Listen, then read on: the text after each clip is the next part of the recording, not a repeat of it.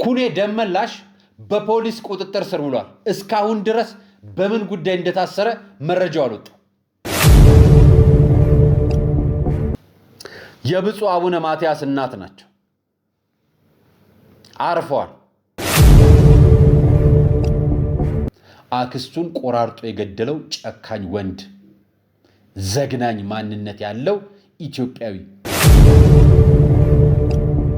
አምላክ የሌለን፣ መሪ የሌለን፣ መንግስት የሌለን፣ ሃይማኖት የሌለን፣ ሰባኪ የሌለን፣ የሃይማኖት ተቋማት የሌሉን፣ ምግባር የሌለን ነውረኞች ሆነን አይደል?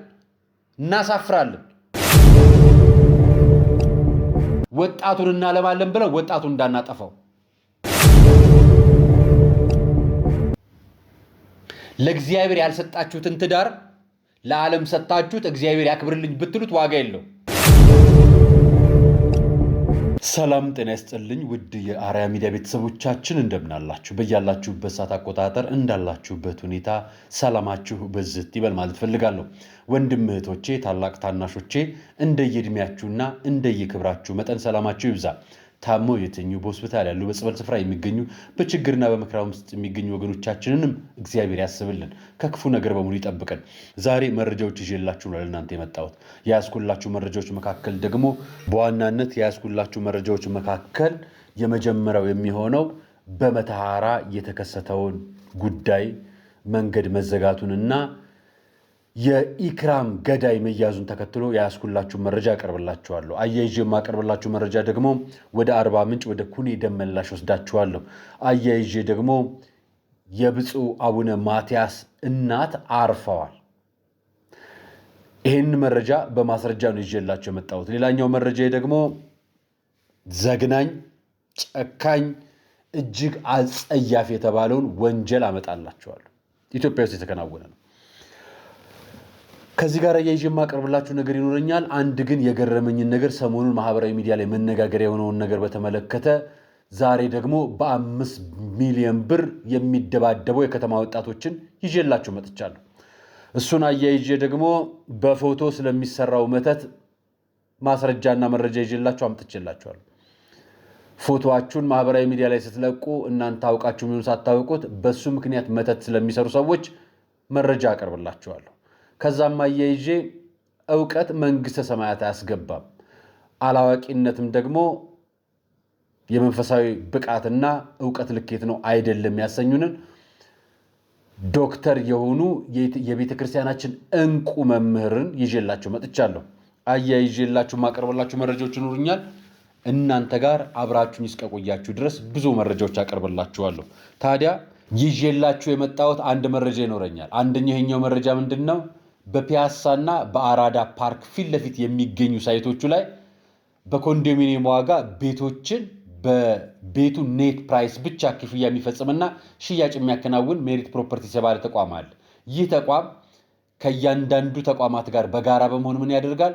የጋራ ኮምፓውንድ የሆኑ ቦታዎችን፣ ስፍራዎችን፣ የጋራ አገልግሎት መስጫ ስፍራዎችን ክፍያ የማያስፈጽምና የመኖሪያ ቤታችሁን ብቻ ክፍያ የምትፈጽሙበት በኮንዶሚኒየም ዋጋ ከ3 ሚሊዮን ብር ጀምሮ ቤቶችን ለእናንተ ለሽያጭ ይዞላችሁ መጥቷል። በአንድ ዓመት እስከ 3 ዓመት የምትረከባቸው ቤቶች ነው ያመጣላችሁ። 900 ሺህ ብር ክፍያ ቅድመ ክፍያ አድርጋችሁ ልትረከባቸው የምትችሏቸውን የመኖሪያ ቤቶች አምጥቶላችኋል። ተጨማሪ ደግሞ በ400 ሺህ ብር ቅድመ ክፍያ አድርጋችሁ በተክለ ሃይማኖት የሚገኘው የንግድ ሱቅ በ1.8 ሚሊዮን ብር ሙሉ ክፍያ ለእናንተ ብሎላችሁ ይዞላችሁ መጥቷል። እኛ ንግድ ባንክ አረጋግጠን የመሬት ይዞታ አረጋግጠን በተጨማሪ ደግሞ ካርታ በእጁ የተያዘ ቤት ጭምር ነው ለሽያጭ ይዘንላችሁ የመጣ ነው። ታማኝ ከሆነው ሜሪት ፕሮፐርቲስ ታማኝ የሆነ እምነት ያለው የሚታመን ስፍራ እንድትገዙ ለእናንተ ይዘንላችሁ መጥተናል። እናንተም ማስታወቂያውን ተከታትላችሁ መረጃውን ከስልክ ተቀብላችሁ በስልክ ደውላችሁ የምትፈልጉትን ለቤተሰብም ለልጅም ለእናትም ለአባትም መጦሪያ የሚሆን ቤት እገዛለሁ ካላችሁ ኑ ሜሪት ፕሮፐርቲስ ደውሉላቸው።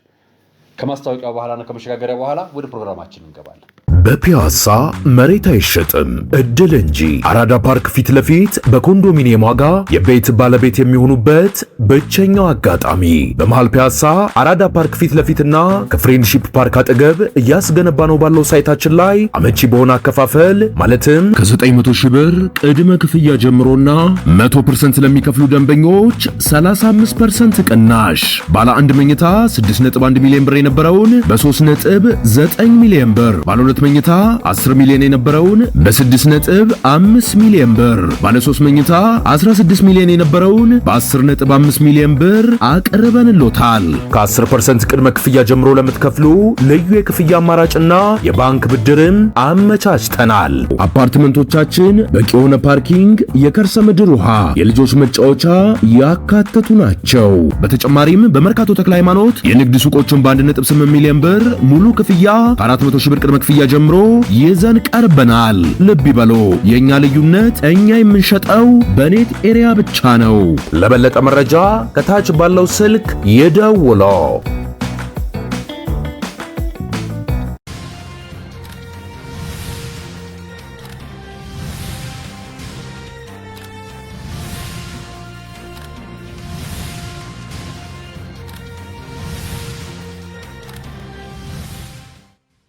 አመሰግናለሁ። የመጀመሪያው መረጃ የመሸጋገሪያ ይሆናል። ለመሸጋገሪያ ማለት የመግቢያ መሸጋገሪያ የምንላትን ነገር ላሳያችሁ። እንደ አንዳንድ ጊዜ እንደ ቀምሻ ነው የማሳያችሁ። እዩት።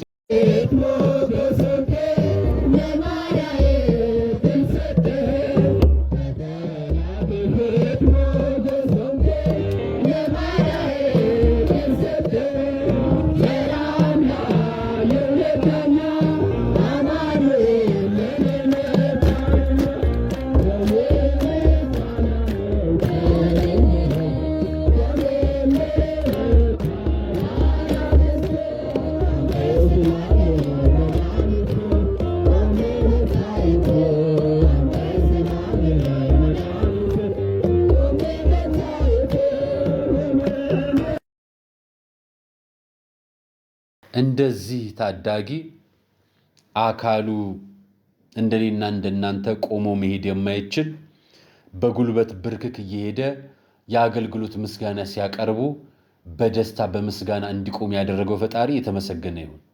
እንደሱ አይነት ንጹህ ልብ ይስጠን፣ ከክፉ ነገር በሙሉ ያርቀን። የመጀመሪያው መልእክቴ ነው። ለእንደዚህ አይነት ወንድማችን እግዚአብሔር ምሕረቱን ያውርድለት። እሱ ልብ ውስጥ ያለውን ንጹህነት ግን ደግሞ ለኛ ቆመን ለምንሄድ በኃጢአት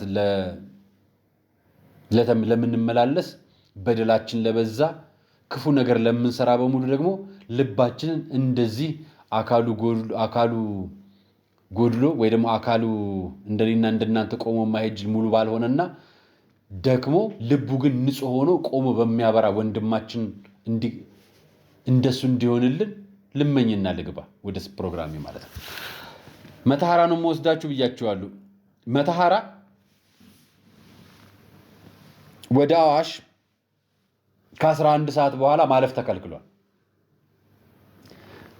ከቀኑ 11 ሰዓት በኋላ መኪና ይዛችሁ ወደ መተሐራ የምትሄዱ፣ ወደ ድሬዳዋ የምትሄዱ፣ ወደ አዋሽ የምትሄዱ፣ ወደ ሐረር የምትሄዱ፣ ወደ አሰበ ተፈር የምትሄዱ፣ ወደ እነዚህ መንገዶች የምትሄዱ በሙሉ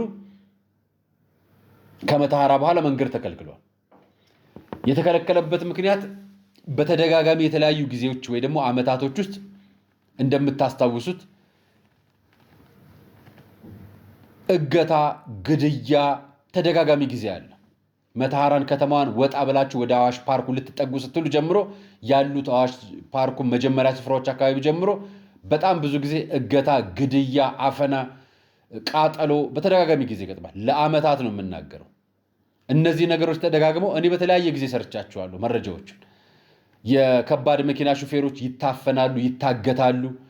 እንዲሁም ከዛም ወደ አፋር ውስጥም ወደ ጅቡቲ መስመርም ሲሄዱ ብዙ ቦታዎች ላይ ይታገታሉ። ወለንጭት መተሐራም ጀምሮ እነዚህ ቦታዎች እገታ አለና ይሄ ቦታ ላይ የመተሐራ ከተማ አስተዳደር የጸጥታ መዋቅር ምንድነው ያደረገው? ከበላይ አካሎች በተሰጠ መመሪያና መረጃ መሰረት አደጋ የሚደርስባቸው ሹፌሮችን ለመታገት ወይ ደግሞ ከዚህ አደጋ ለመጠበቅ ሲባል ትራንስፖርት ከ11 ሰዓት በኋላ አገልግሎት እንዳይሰጥ ተደርጓል። ምንም አይነት ትራንስፖርት አገልግሎት ከባድ መኪናም ቀላል መኪናም እንዳልፍ ተደርጓል። ከባድ መኪኖች የተቸገሩት ምንድነው? እዛ ጫፍ ጋር ከደረሱ በኋላ መዞሪያ ስፍራ የላቸውም። አስፓልቱ ወደ ላይ ጉብታ ነው፣ ጎንና ጎኑ ገደል ነው፣ መዞር አይመችምና ቆሞ በረሃብ እያደሩ ነው የሚል ቅሬታ ተሰምቷል። ከሞታችሁ ረሃቡ ይቀላል ወይ ደግሞ ተመልሶ ከተማ ገብቶ በእግርም ተመልሶ ሌላ ማረፍ ይሻላል። ስለዚህ እሱ የተመረጠ አማራጭ ነው። ይህን ስላደረጋችሁ ይህን ጸጥታ መዋቅር ስለሰራችሁ ላመሰግናችሁ ነው። በነገራችን ላይ ሌሎቻችሁም ይህን መረጃ ላልደረሳቸው አድርሱላቸው። ከምሽት ማምሻውን ጀምሮ ጉዞ እንቅስቃሴ እንዲያቆሙ ማለት ነው። ይሄ ጉዳይ ግን ከመተሐራም ከወልንጭቲ መተሐራም ለሚደረገው ጉዞ ቢከናወንና ተመሳሳይ እርምጃ ቢወሰድ የተሻለ አማራጭ ነው ብዬ አምናለሁ። ምክንያቱም ወልንጭቲ አቅራቢያና መተሐራ መግቢያ ላይም ተመሳሳይ ድርጊቶች በተመሳሳይ ሰዓት ነው የሚደረጉት። ማምሻውን በብዛት ተደጋግሞ የሚከናወነው በዛ ሰዓት ነው። ይሄ ነገር ሌሎቹም ቦታዎች ላይ ቢከናወኑ ለሹፌሮቻችን ደህንነት ሌሎቹ ጸድተው እስኪያልቁ ድረስ ወይ ደግሞ መንግስት እነዚህን ቦታዎች ሽፍታዎችን ወይ ደግሞ ጫካ የገቡ ዘራፊዎችን ነፍሰ ገዳዮችን አጽድቶ እስኪጨርስ ድረስ የሹፌሮቻችን ደህንነት መጠበቅ ስላለበት እሱም ቢጠብቅልን ደስ ይለናል። ይሄንን ብዬላችሁ ስለ ኢክራም ላነሳላችሁ ነው። ኢክራም በስፖርት አካዳሚ ከ2012 እስከ 2015 ዓ.ም ድረስ ለ4 ዓመታት ስልጠና ስትሰለጥን የነበረች በኋላም በተለያዩ ክለቦች ስትጫወት የነበረችና አሁን ከመገደሏ በፊት በሸገር ሲቲ ላይ የሴቶች ክለብ ስፖርት ተጫዋች የነበረችና እናቷ ጉልት የምትቸረችር አዲስ ከተማ የምትኖር አዲስ ከተማ መላችሁ መተሐራ ላይ ሃሮ አዲ በምትባለው ቀበሌ ላይ የምትኖር ተወልዳ ያደገችው እዛው አሁንም ሄዳ የተገደለችው እዛው መሆኑንና በተለያየ መረጃ ሁለት አይነት ዜና ቀርቦባት የነበረች ልጅ አንደኛው ታማ ስላረፈች ነፍስ ይማር ያለው የስፖርት ማዕከል የኢትዮጵያ የስፖርት ማዕከል ይህንን ዘገባው ማህበራዊ ትስስር ገጹ ላይ ለቆት ነበር። ሌሎች ዜናዎች ደግሞ ምን ብለው ነበር? ከመተሐራ ወደ ናዝሬት ስትመጣ ተገደለች በታጣቂዎች ብለው ነበር። እኛ መረጃውን የአካባቢውም ተወላጅ ስለሆነ በስፍራውም ያለውን አደጋና ተደጋጋሚ ችግሮች ስለምናውቅ በወቅቱም አስረድተናችሁ ነበር።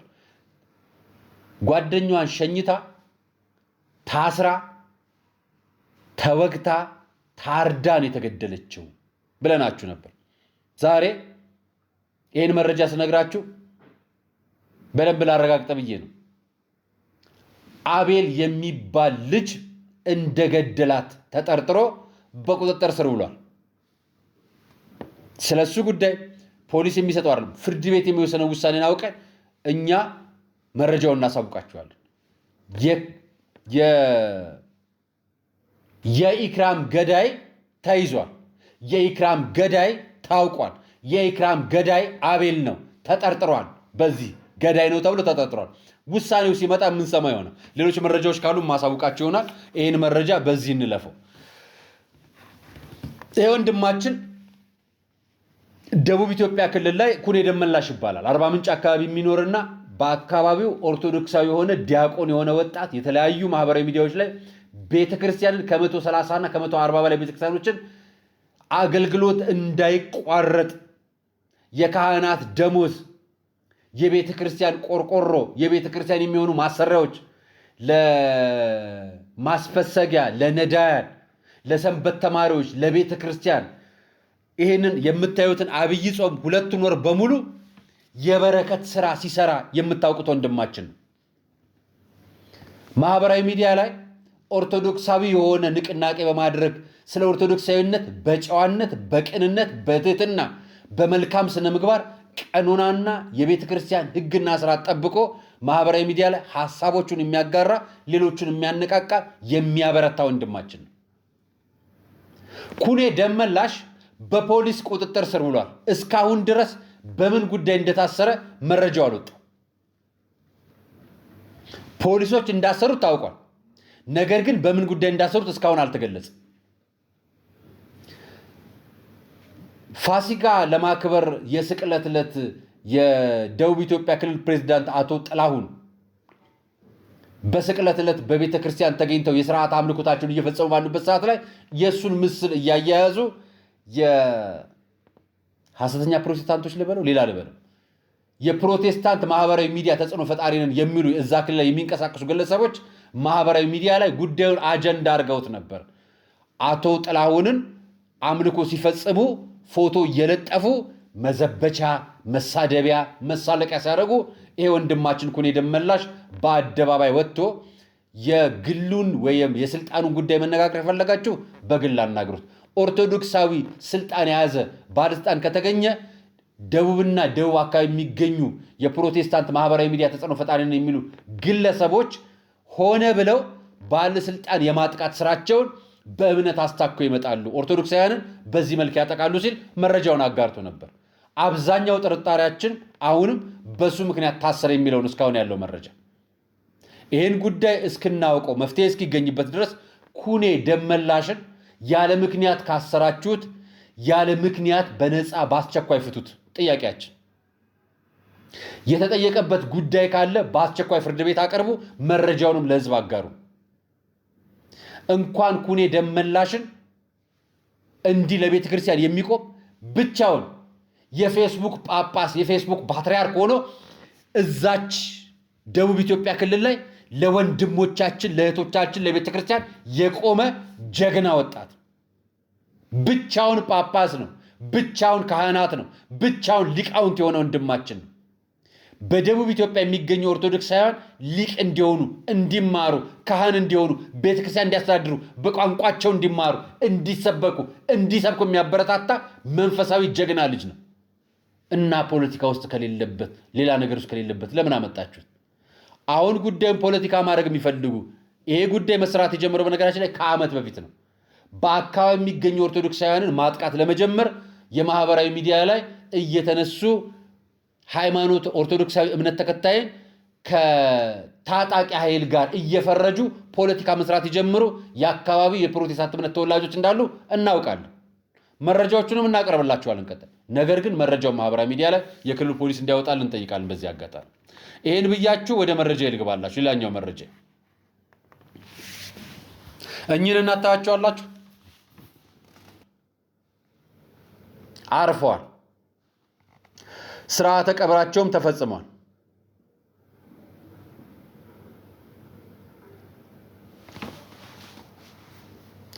በስርዓተ ቀብራቸውም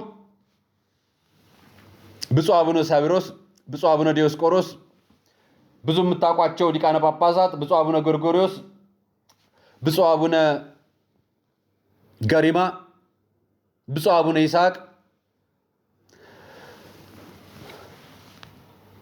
ብፁዓን ሊቃነ ጳጳሳት በስፍራው ተገኝቷል። እንደምታዩቸው ተቀብር ለማስፈጸም የተገኙ ናቸው።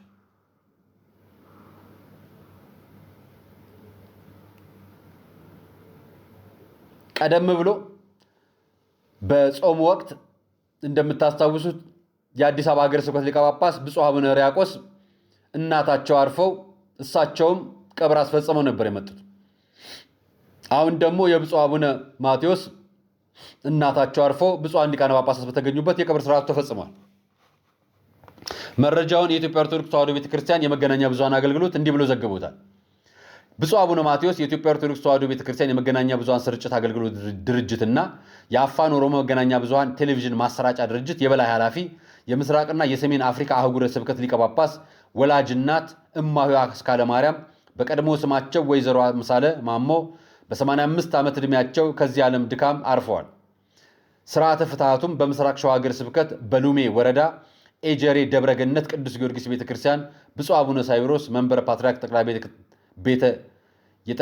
የመንበረ ፓትርያርክ ጠቅላይ ቤተ ክህነት ጽሕፈት ቤት ዋና ስራ አስኪያጅ የደቡብ ምዕራብ ሸዋና የሸገር ሀገረ ስብከት ሊቀ ጳጳስ ብፁዕ አቡነ ዲዮስቆሮስ የቅዱስ ሲኖዶስ ዋና ጸሐፊና የራያ ሀገረ ስብከት ሊቀ ጳጳስ ብፁዕ አቡነ ሕርያቆስ የአዲስ አበባ ሀገረ ስብከት ሀዲያና ስልጤ ሀገረ ስብከት ሊቀ ጳጳስ ብፁዕ አቡነ ሊቃነ ጳጳሳት መንበረ ፓትርያርክና የአዲስ አበባ ሀገረ ስብከትና ከፍተኛ የሥራ ኃላፊዎች ሊቃውንትና ወዳጅ ዘመዶቻቸው በተገኙበት ስርዓተ ቀብራቸው በመከናወን ላይ ይገኛል ብሎ ዛሬ ጠዋት ይህን መረጃ ዘግቦታል። እኔም ለእናንተ አጋሯችሁ። ግን አንድ ነገር ልጠይቃችሁ፣ አስባችሁ ታውቃላችሁ? እናቶች ወልደው ልጆቻቸው አባት የሚሆኑላቸው እናቶች የታደሉ ናቸው። የጳጳስ እናቶች በሙሉ የወለዷቸው ልጆች አባት ሆነዋቸዋል። የካህናት ልጆች እናቶች ታድለዋል። የወለዷቸው ልጆች መልሰው አባት ሆነዋቸዋል። የቤተ ክርስቲያን ካህናት የሚቀብሩት ልጅም አባትም ሆነው ነው እናቶቻቸውን የሚቀብሩት። የወላጅ አባታቸውም አባት የወላጅ አባታቸውም ልጅ ይሆናሉ። ጳጳሳት፣ ካህናት የወላጅ አባታቸውም አባት የወላጅ አባታቸውም ልጅ ይሆናሉ። መንፈሳዊ አባትነት ግን በጣም ትልቅ ጸጋ ነው። ብፁዕ አቡነ ማትያስ እናት ነፍሳቸው በአጸደ ገነት ትረፍ። ብፁዕ አቡነ ማትያስንም መጽናናትን ያድልልን፣ ቤተሰቦቻቸው መጽናናት ያድልልን ብዬ መረጃውን አጋራቸዋለሁ። እዚህ ኮንዶሚኒየም ውስጥ አንድ ነገር ተፈጥሯል። በጣም ጨካኝ ዘገናኝ ነገር ነው ነገራቸው ያመጣዋላችሁ። እዚህ ኮንዶሚኒየም ውስጥ የምትኖር አንድ እህት አለች፣ ገቢዎች የምትሰራ ካልተሳሳትኩ ማለት ነው። ዜናውን አነብላችኋለሁ። እዚህ ኮንዶሚኒየም ቤት ውስጥ እየኖረች የወንድሟን ልጅ አመጣች። የወንድሟ ልጅ የመጣው አዲስ አበባ እየኖረ ስራ ስለሌለ ማለት ነው። ከክፍለ ሀገር ስራ ሰርቶ ራሱ እንዲያስተዳድር ራሱ እንዲችል ነው ያመጣችው። ታኖረዋለች። ማኖር ከጀመረች ወደ 7 ወሯ ወደ 4 ወሯ ነው። በ4 ወር ማለት ነው። ይሄ ልጅ ነው። እጁ ላይ ካቴና ታስሮ ነው የምታዩት። የጭካኔ ጥግ የዘግናኝነት መጨረሻ ነው ማሳያችሁ። ይሄ የምታዩት ፌስታል እቺ የምታዩት እህታችንን ቆራርጦ የያዘበት ፌስታል። ይቺ የምታዩት ያያችኋት እህታችን አክስቱ ነች። የወንድሟን ልጅ አምጥታ ቤቷ እሱ ራሱን እንዲለውጥ ታግዞ የነበረች እናት አክስት። በምን ምክንያት እንደቆራረጣት ልንገራችሁ።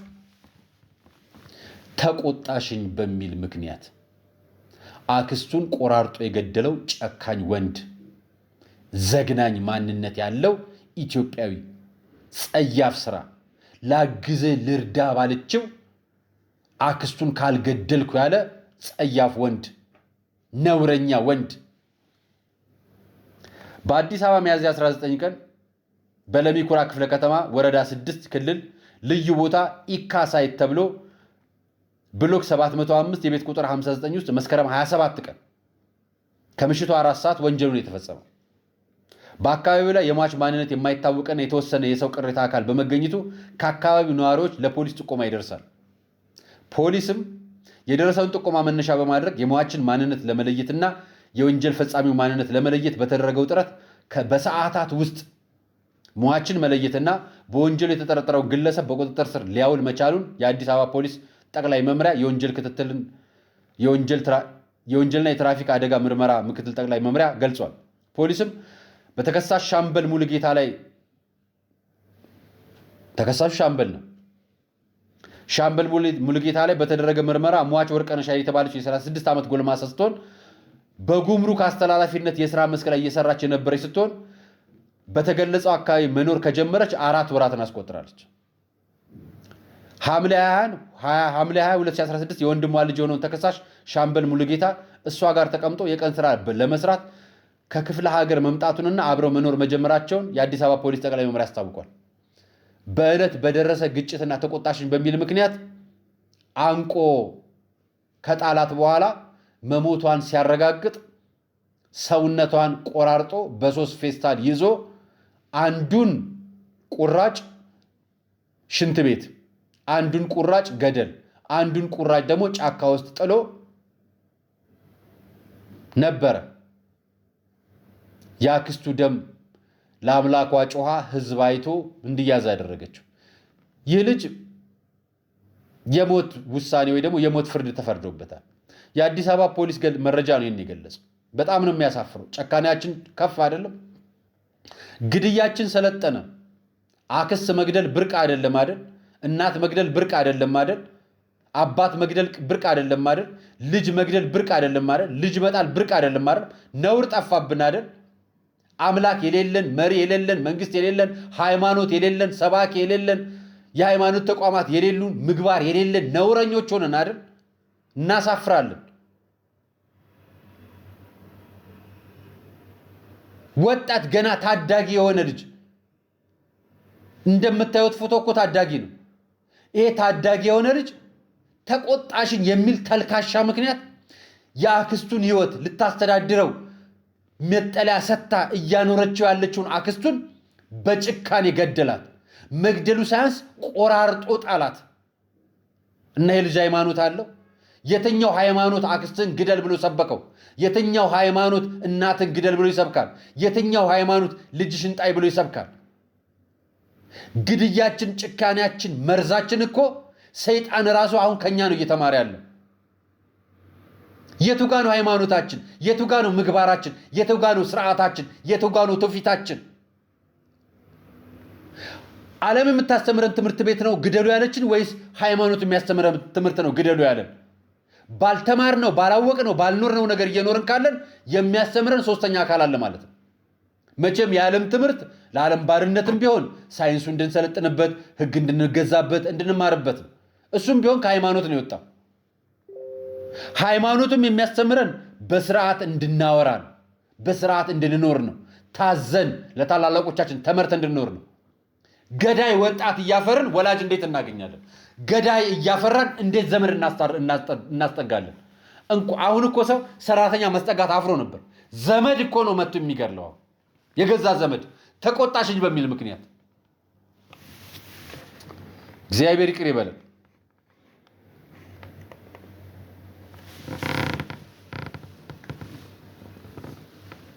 ወንድሞቼ በተለይ ወጣት ለሆናችሁት ወይ ደግሞ ተጋብታችሁም ሳትጋቡ ላላችሁ አብራችሁ መቀጠል ካልቻላችሁ ውስጣችሁ የማይሰማችሁ ከሆነ ህይወታችሁን አታበላሹ። ይሄ ማለት ሳትጋቡ ላላችሁ ነው የመጀመሪያው ነገር። የማይገባ ነገር ካያችሁ መለየትን የመሰለ ነገር የለም።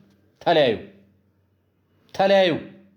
መለየት የመሰለ ነገር የለም። ከመግደል መለየት ይሻላል።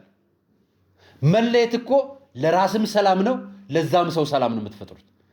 አብራችሁ ሆናችሁ ጥርጣሬ አሳድራችሁ ቅናት ይዛችሁ የገዛ ፍቅረኛችሁን ልታገባት ያሰባችሁትን እጮኛ እንደዚህ ወንድም ከምትገድሉ ብትለያዩ ይሻላችኋል። መቼም አግብታችሁ ተለያዩ የሚል ምክር አልመክርም። እንዲህ አይነት ሐሳብም አላወጣም። ጓደኛ ሆናችሁ መጠራጠር ከጀመራችሁ ልዩነት ካላችሁ አክብራችሁ ተከባብራችሁ መለየት እኮ ነው የመሰለ ነገር የለም። ገርላችሁ ልጅ ልትወልዱ ነው? ምን ልታረጉ ነው? ፍቅራችሁ ልትቀጥሉ ነው? ምን ልታረጉ ነው? የገዛ ጓደኛችሁን የምትገድሉት። ይሄ የምታዩት ወንድ እኔ ፊት የሚደወልልሽን ስልክ ለምን አታንሽም በሚል ፍቅረኛውን በመግደል አስከሬኗን በማቃጠል ያቃጠለውን አስከሬን ብሎ አልቅሶ መብረቅ መታት ብሎ ለፖሊስ አመልክቶ ፖሊስ ጉዳዩን ለምርመራ ወደ ሆስፒታል ሲልከው ምርመራ የተላከበት ሆስፒታል ጭንቅላቷ ተሰንጥቆ በዱላ ጭንቅላቷ ተመቶ ተደብድባ የላይ ሰውነቷ ተቃጥሎ በክብሪት በእሳት ተቃጥሎ ነው የሞተችው። መብረቅ አልመታትም ብሎ ሲያረጋግጥ ልጁ መጨረሻ ላይ አምኖ ነው 23 ዓመት ጽኑ እስራት ተፈርዶበታል። ፍቅረኛው ነው። ኬሮ ኢታና ይባላል። ትውልድና እድገቱ በኢሉባቦር ዞን ሱጴ ሶዶ ወረዳ ሰንበቶ ቀበሌ ሲሆን የ28 ዓመት ወጣት ነው። ኬሩ እድሜ እኩያ የሆነችውን የአካባቢውን ነዋሪ ረሂማ ከድር ጋር የፍቅር ግንኙነት የጀመረው በጓደኝነት አብረው ቢቆዩም ትዳር የመመስረት እቅድ እንደነበራቸው የአካባቢ ፖሊስ አሳውቋል። እና አብረው በተገናኙበት ወቅት ስልክ ሲደውልላት አላነሳ ስትል አንስቶ የሰማው ነገር በጣም ቁጣ ቀስቅሶበት በቦክስ ሲመታት በአንድ ቦክስ ከአጠገቧ ከነበረው ግንድ ጋር ተጋይታ ደም በአፍንጫዋና በአፏ ተፍታ ትሞታለች። ስትሞትበት መሞቱን ሲያረጋግጥ ክብሪት ለኩሶ ሰውነቷን ያቃጥለውና መብረቅ ሲወርድ ስለነበረ ሲወድቅ ስለነበረ ዝናብ ስለነበረ መብረቅ መታት ብሎ ጩኸቱን ያቀልጠዋል። ፖሊስ ይዘዋል። መለየት እያለ ጥርጣሬ ከበዛ ምንድነው ችግሩ? ሴቶቹም ምንድነው አንዱ ጋር ሆናችሁ አንዱ ጋር የምትወዱት? ሌላውን የምናገር ይሄ ግን ለገዳዩ ምንም አይነት ምክንያት አይሆንም። ገዳይ ጭንቅላት ነው ያለው። ጨካኝ ጭንቅላት ነው ያለው። ይሄው አክስቱን ቆራርጦ የሚገል የእናቱን የአባቱን እህት የምታኖረውን 1 ዓመት ያኖረችውን እዛ ሰፈር ከገቡ ገና 4 ወር የሆናቸውን ቆራርጦ የገደለ ስነልቦና የያዝን ሰዎች ይሄው እዚህ ደግሞ ሌላ ፍቅረኛ ያስሽብኝ ሌላ መረጃ አገኘሁብሽ በሚል በቦክስ መጥቶ ከግንድ ጋር አጋይቶ ጭንቅላቷ ተሰንጥቆ ባፍና ባፍንጫዋ ደም ተፍታ የሞተች ፍቅረኛውን ክብሪት ለኩሶ መብረቅ መታት ብሎ ይናገራል። 29 ዓመት ጽኑ እስራት ተፈርዶበታል። እግዚአብሔር ይቅር ይበል። ጭካኔያችን ስለበዛ ነው ያሳየኋችሁ። ይህን ቪዲዮ ላሳያችሁ። ሰሞኑን ማህበራዊ ሚዲያ ላይ መነጋገር ይሆናል። ተመልከቱ። ሁለተኛው የኤምኤምኤ ጨዋታ በሴዶና በጆኒ ይካሄዳል። ለዚህም 5 ሚሊዮን ብር ኦፈር እንሰጣቸዋለን ማለት ነው። ያሸነፈ 4 ሚሊዮን ብር ይወስዳል፣ የተሸነፈ 1 ሚሊዮን ብር ይወስዳል። ሴዶ ይህን ነገር ተቀብሏል። ስለዚህ ሴዶ ይገጥማል። ይህን ነገር የማደርገው ለምን እንደሆነ ነገራችሁ። ብር ኑሮን ገንዘብ ኑሮን አይደለም። ከእናንተ ከራሳችሁ ለምነን ቢሆን እንሸልማችኋለን። ወጣቱ ከስደት ከተለያየ አልባሌ ቦታና ከተለያየ ነገር መውጣት አለበት። እኛ ይሄ ነገር ስላልነበረ ይሄ አሁን እኛ ለሰዎች ወይም ለወጣቶቹ ያቀረብነው ነገር በጊዜው ስላልነበረ ተሰደን ኩላሊታችን ልናጣ ደርሰን ነበር በጊዜው። ወንድሞቻችን እህቶቻችን ስደት መከራ ይበላሉ እድል ስላጡ። ስለዚህ እኛ ደግሞ ስፖርት ውስጥ በሙያው ላይ ስላለን ይሄን እድል መፍጠር ፈልገናል፣ እየፈጠርንም ነው። ስለዚህ የእናንተን ሰፖርት እንፈልጋለን። በደንብ ስፖርቱ እንዲያድግ፣ ወጣቶች ወደ ስፖርት እንዲሄዱ፣ ዓለም አገራቸውን እንዲያስጠሩ፣ ወጣ ብለው ብዙ ነገር ማየት እንዲችሉ፣ ሰዎች ተደባድበው ገንዘብ መስራት እንደሚችሉ ማሳያም እያሳየን ነው ማለት ነው። ሰፖርት ታደርጉን ይገባል። ሴዶ ተዘጋጅ፣ ጆኒ ተዘጋጅ። የመጀመሪያው በኢትዮጵያ ታሪክ አክቹሊ በኢስት አፍሪካም ሊሆን ይችላል 5 ሚሊዮን ብር የሚያሸልም የኤምኤምኤ ግጥሚያ በኔክስት 4 ወር ውስጥ ጠብቁ። ስቴይ ቲዩን። ታንክ ዩ።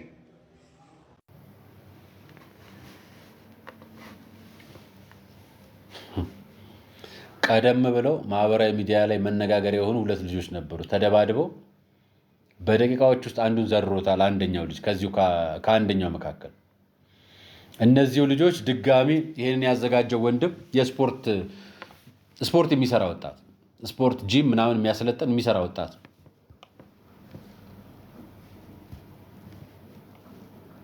ዓለም በጣም ሀብታም ሀገሮች ህዝቦች እንዳሉ እናውቃለን። በጣም የዓለም ህዝቦች ሀብታም የሆኑ ህዝቦች እንዳሉ እናውቃለን። ልክ ሀብታም የሆኑት እንዳሉ ሁሉ ደግሞ በሀብታም ከተማ ውስጥ ድሆች አሉ። በሀብታም ከተማ ውስጥ ችግረኞች አሉ። በሀብታም ቅንጡ ውሾቻቸው ኬክ በሚበሉ በሼፍ ምግብ በሚሰጣቸው ድመቶች መካከል ረሃብተኛ ሰዎች እንዳሉ እናውቃለን። ያ ማለት ግን ኢትዮጵያ ውስጥ በጣም ብዙ ሀብታሞች አሉ እያልኳችሁ አይደለም። ስራ ነው። በነገራችን ላይ ስፖርት ሩጫ ስራ ነው፣ ኳስ ስራ ነው፣ እግር ኳስ መጫወት፣ ጅቦሊቦሊ ስራ ነው፣ ቦክስም ስራ ነው። ሁሉም ስራው ነው። ሲገን ግን ይከብዳል። ለኛ ሲገን ይከብዳል። እኔ መንገድ ላይ ቦክስ የሚቧከሱ ሴቶችን የሚያለማምዱ የእጅ አድርገው ማህበራዊ ሚዲያ ላይ ተመልክቻለሁና ይሄ ነገር ድንገት አንድ ሰሞኔ ብልጭ ብሎ ይሄ ብዙዎችን ወደ አንድ የሚወስድ ነገር እንዳይሆን ብዬ አስቤ ነው የምናገረው። አስታውሳችሁ ከሆነ እና ኃይሌ ገብረስላሴና እነ ቀነኒሳ በቀለ ሯጭ የነበሩ ጊዜና ማለት በወቅቱ ሯጭ በነበሩና ውድድሩን ዋንጫ በሚበሉ ተደጋጋሚ ወቅት ላይ ኢትዮጵያ ውስጥ የማይሮጥ ወጣት አታገኙም። ሁሉም ሯጭ ነበር። ሁሉም ነው የምነግራችሁ። ያን ጊዜ እኛ እንኳን ኳስ እንጫወት ነበር። አጋጣሚ የኳስ ክለብ ተጫዋች ነበር በዛ ሰዓት። በጣም ብዙ ሰው ግን ይሮጥ ነበር አስታውሳለሁ።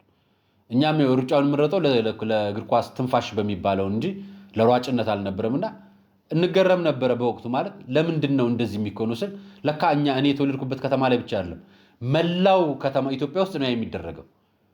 የኢትዮጵያ ብሔራዊ ቡድን ለአፍሪካ ዋንጫ ያለፈ ጊዜ በእነሰውነት ቢሻው በነበሩ ጊዜ ሁሉም ልጅ ኳስ መጫወት ጀመረ። አሁን የነገር ማህበራዊ ሚዲያ በነገነነ ቁጥር ሁሉም ልጅ ተደባዳቢ ይሆንላቸዋል። 5 ሚሊዮን ብር ነው። ተደብድቦ አሸንፎ 4 ሚሊዮን ብር ካገኘ፣ ተደብድቦ ተሸንፎ 1 ሚሊዮን ብር ካገኘ ጥርሱንም አንጎሉንም አስወልቆ በሚሊዮን ብሮች ማግኘት ነው የሚመኘው ሰው እና ገደቡ ቢመጠን ለእናንተ ቢመጠን ምለው ሁሉም ሰው ሳይንቲስት መሆን አይችልም። ሁሉም ሰው ጠቅላይ ሚኒስትር መሆን አይችልም። ሁሉም ሰው ፕሬዝዳንት መሆን አይችልም። ሁሉም ሰው ዳኛ መሆን አይችልም። ሁሉም ሰው ኢንጂነር መሆን አይችልም። ሁሉም ሰው ዶክተር መሆን አይችልም። እያንዳንዱ ሰው የየራሱ የሆነ ጸጋና ተሰጥኦ አለው። ስለዚህ ሰዎች የራሳቸውን ጸጋ ተሰጥቶ እንዲኖራቸው ገደብ ያስፈልጋል። እዚሁ አዲስ አበባ ውስጥ 5 ሚሊዮን ብር በሚወዳደሩበት በረንዳ ላይ ጎዳና የወጡት ልጆች በጣም ብዙ አሉ። ይሄ ማለት ስፖርት አትስሩ፣ ጎዳና የለውን ተመለከቱ እያልኳችሁ አይደል። ስሩ፣ ተወዳደሩ እናንተ። ነገር ግን መጠኑን ካልገደባችሁት በጣም ብዙ እልፍ ይሆንና ሯጭ እናጣለን። ድሮ እንዳጣን አሁን ሯጭ የለንም፣ ብዙ የሚያሸንፍ ሰው የለንም። እንደምታውቁት እንደነ ቀነኒሳ ጊዜ፣ እንደነ ኃይሌ ገብረስላሴ ጊዜ፣ እንደነ መሰረት ደፋር ጊዜ፣ እንደነ ጥሩነሽ ዲባባ ጊዜ ሰዎች ሯጭ አታገኙም። አሁን እንዲህ የሮጡ ሁሉም የሚያሸንፉበት በሄዱበት ድል የሚቀናቸው ስፖርተኞቻችን አታገኟቸው። ለዛ ነው ወጣቱን እናለማለን ብለን ወጣቱን እንዳናጠፋው። ውድድሩ ጥሩ ነው፣ ግን ገደብ ቢኖረው። ካልተገደበ ሁሉም ነው የሚገባው እና በዚህ ውድድር መካከል ያለውን ቁማር ደግሞ አደገኛ ነው፣ ያሳስበኝ። ቁማሩ የደቂቃዎች ነው፣ እነሱ ተባክሶ እስኪለያዩ ነው። ገንዘቡ ግን እናንተ ጋር ነው ያለው። ውድድሩን በሆነ ምክንያት ብታደርጉትና እነዚህን ነገሮች እውነት ለአሸናፊነት ለደስታችሁ ብቻ ከሆነ የምታደርጉት፣ ደስ እንዲላችሁ ከፈለጋችሁ እስኪ ሰው አቁሙ። መጀመሪያ ህንፃ ስላሴን ስሩት። በየትኛው እምነት ኑሩ፣ ሙስሊምም ሆናችሁ፣ ክርስቲያንም ሆናችሁ፣ ፕሮቴስታንትም ሆናችሁ፣ ኦርቶዶክስም ሆናችሁ፣ ካቶሊክም ሆናችሁ እስኪ አንድ ሰው አቁሙ። ደስታውን ታዩታላችሁ። የበጎ አድራጎት የምትሰሩ ልጆች 1 ሚሊዮን ብር ተበላ ሲሉ ሰማሁ። ማን ነው? ጆኒ የሚባለው ልጅ። እውነት ቦክስ እንትን ያሸነፋል በሚል 1 ሚሊዮን ብር በእውነት ብትበሉት ትጠቀሙበት ነበር። ያ ብር ግን ለስንት ኢትዮጵያውያን ጥቅም ይውል ነበር። እኔ አውጡና ስጡ እያልኳችሁ አይደለም። ቢሆን ብታስቡት ውስጣችሁ ደስታ የሚያገኝ ከሆነ እውነት ሰው በመቀየሩ ደስ አይላችሁም ወይ? እነዚህ ይወዳደሩ፣ ችግር የለም። ሴዶና ማነው ጆሲ የሚባል ልጅ ነው ይመስለኛል ይወዳደራሉ። እና መጠኑን ገድቡት ለማለት ነው ሐሳብ የምሰጠው። ምክንያቱም ሁሉም የየራሱ የሆነ ተሰጥቷል፣ በየራሱ ደግሞ መወዳደር አለበት። ግን ገደብ ቢኖረው ለእናንተም ለእኛም ጥሩ ነው። ለወጣቶቻችንም ሌላውን የሚያስተምርም ይበቃል ብዬ ነው። አለበለዚያ የአዲስ አበባ ሜዶችን በሙሉ የኢትዮጵያ ከተሞችን በሙሉ በቦክስ አጥልቅላችሁት ልክ እንደ ሩጫው ዋጋ ቢስ ታደርጉታላችሁ። እንደዛ እንዳይሆን ብዬ ነው። በነገራችን ላይ በፎቶ መተት እንደሚሰራ ታውቃላችሁ? ይህን ታውቃላችሁ? ምናልባት ጸበል ቦታ የምትሄዱ ሰዎች ብዙ ታውቃላችሁ።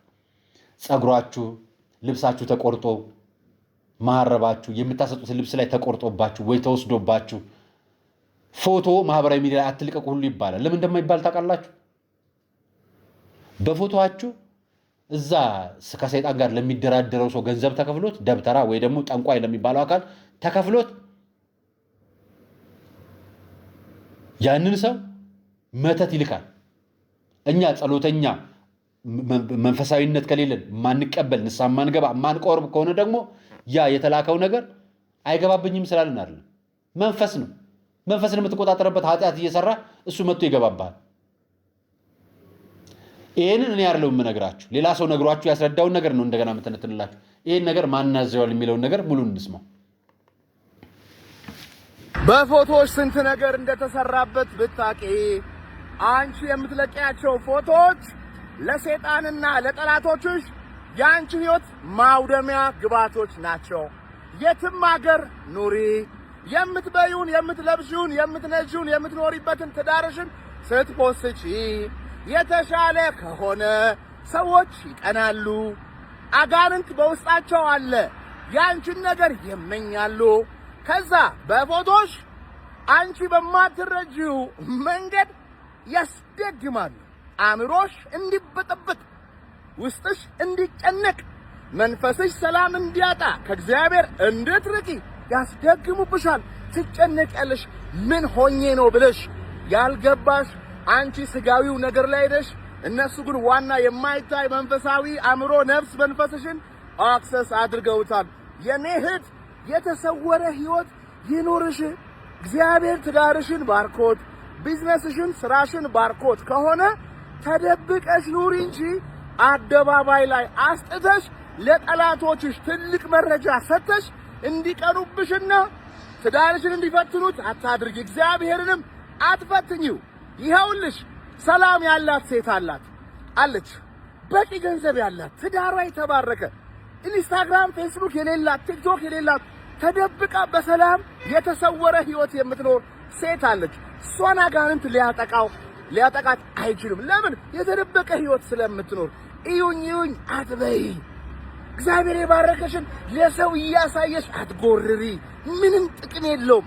ብቻሽን ደስ ይበልሽ። ተደብቀሽ ሰላም አግኝ።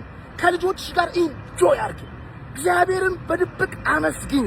የምታደርጊውን ነገር ተደብቀሽ አድርጊ እንጂ በአደባባይ እያደረግሽ ለትዳርሽ መጥፎ መንፈስ አታምጪ። አንዳንድ ወጣቶች አሉ ገንዘብ እየሰራችሁ ያላችሁ ሀብታችሁን የምታሳዩ እንደዚህ በቀን እንደዚህ $1000 ሰራው ከዛ እንደዚህ ያገኘው እያላችሁ ለፓብሊኩ የምትናገሩ ሰዎች አላችሁ። እናንተ ራሱ የነዚህ ክፉ አውሬ አጋንንቶች ታርጌት ነው የምትሆኑት። የምትሰሩትን በልባችሁ ያዙ፣ የምትነሩትን ደብቁት። ፋይናንሳችሁ ከእናንተና ከእግዚአብሔር ጋር ያለ ይሁን። አለበለዚያ ጠላታችሁ ስለማታውቁ በአቋራጭ ትወርቃላችሁና ተጠንቀቁ ለማለት ነው። ጀግኖች አላችሁ፣ ይህንን የአጋንንት ስራ የተረዳችሁ ያሸነፋችሁ፣ ታግላችሁ እግዚአብሔርን ይዛችሁ በመንፈስ ያምላካችሁን ኃይል ይዛችሁ አጋንንትን ያዋረዳችሁ ሰዎች አላችሁ። የተባረካችሁ ሁኑ። በጣም ከልብ አድርጌ አመሰግናለሁ። እግዚአብሔር አምላክ ሁላችንም ይጠብቀን ከነዚህ ክፉ ሰዎችና በውስጣቸው ካደሩ አጋንንት በማይታይ ጥበቡ በሰላም አኑሮ ለክብር ያብቃን። በምድር ላይ ያለው ስቃይ በሙሉ እግዚአብሔር በመንግስቱ ሰላም ይሰጠናልና ያንን ተስፋ እያሰብን እየጸናን እንቀጥል። መልካም ቀን። በነገራችን ላይ ማን ያዘዋልና መተቱ በተደጋጋሚ መረጃዎች እየለቀቀ ነው ስለ መተቱ ጉዳይ።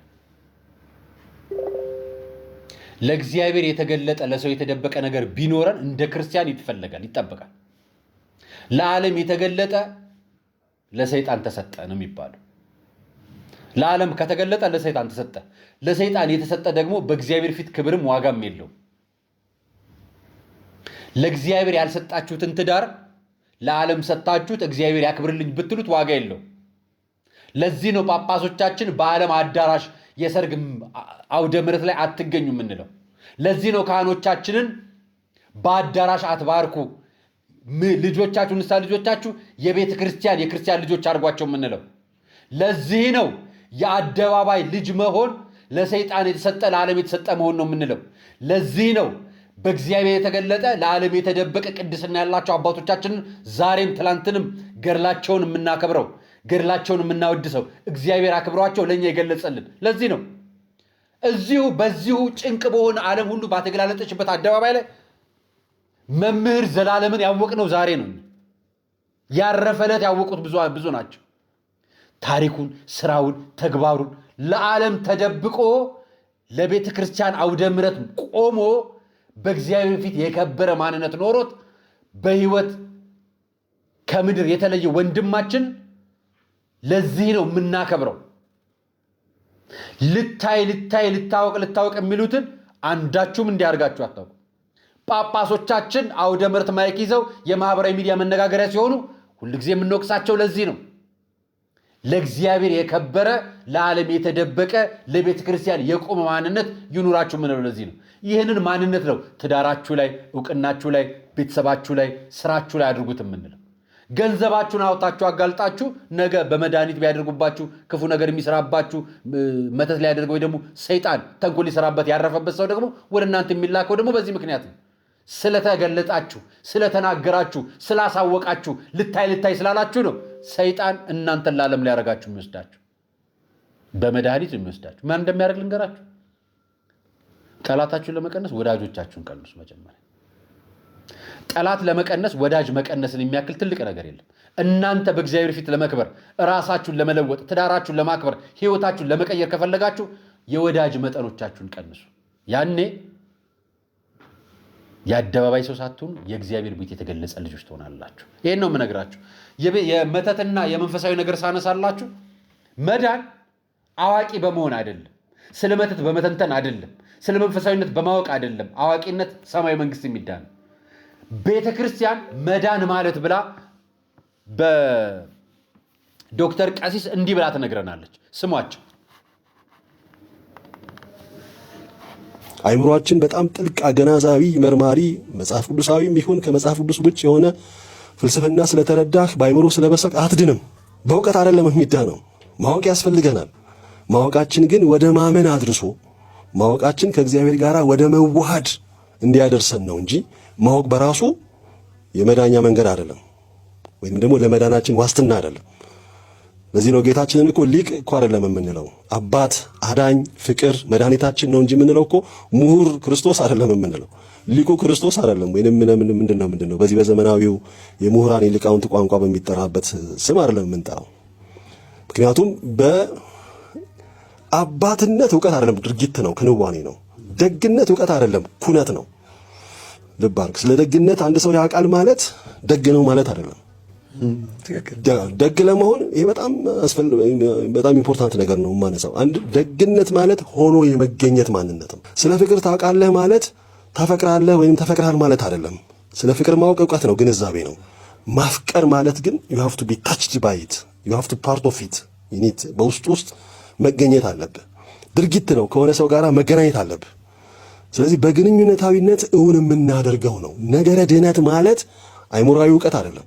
ዳንን ማለት ስለ ክርስቶስ ስለፈጸመው የማዳን ሥራ ግንዛቤ ያገኘን ማለት አይደለም።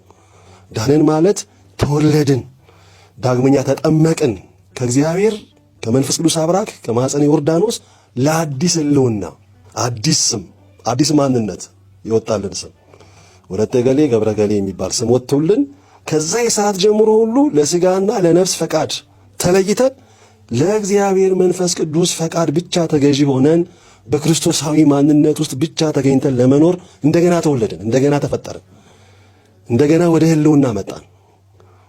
ለባዮሎጂካል ኤግዚስታንስ ሞትንና ለኤክሌሲያስቲካል ኤግዚስታንስ ወደ ሕልውና መጣን።